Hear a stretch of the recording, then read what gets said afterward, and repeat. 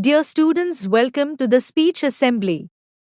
Hope your studies are not getting affected amidst the extracurricular activities that are going on and are performing well in your weekly tests. Today, the topic of speech is politics.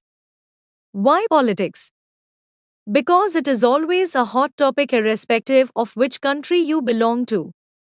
Politics is such an engaging subject that everyone has something to say. Moreover, I feel it necessary that my students should command knowledge on practical subjects other than textual ones and should be able to confidently put across their thought and ideas.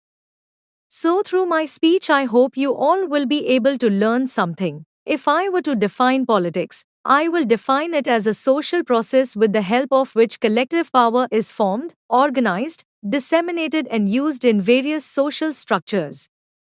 It is rooted in specific social processes and structures. It happens in societies having discrete economic and social arrangements. Studying politics from sociological point of view would be about focusing on political behavior within the social structures. It is also about exploring the political relations with respect to the entire social fabric within which it is rooted. Politics is about power and it takes place when there is a degree of difference in power. Therefore, any social association which involves power differences is termed as political. In actuality, the concept of politics mainly emphasizes the point that every social setup comprises a power structure, not just the one where social roles are officially stated in terms of power.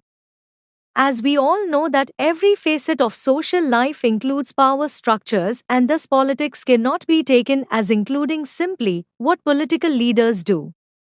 Rather, any process that involves wielding power or control over others or coercion in society is ideally political in nature.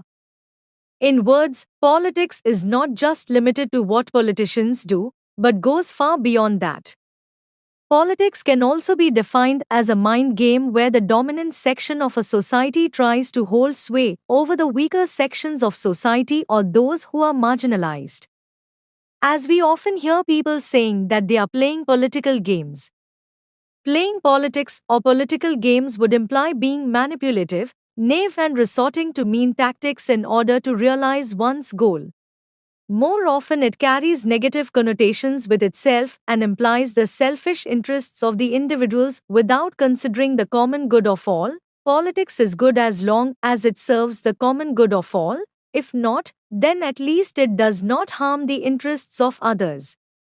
But rarely does it happen, and there is a rat race to subdue others and establish our own selves at the top of everything.